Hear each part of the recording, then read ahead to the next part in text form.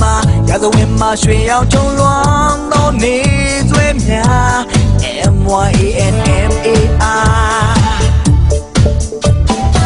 အခုလက်ရှိမျိုးဆက်တင်များ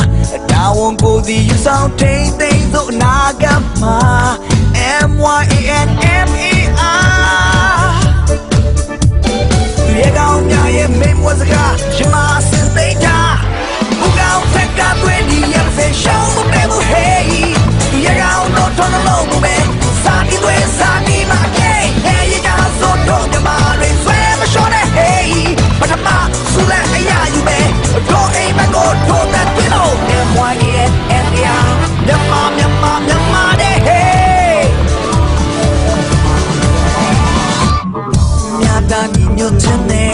နိုင်ငံတကာမှာအောင်မြင်ဖို့အတွက်တို့ကြိုးစား MYANMAR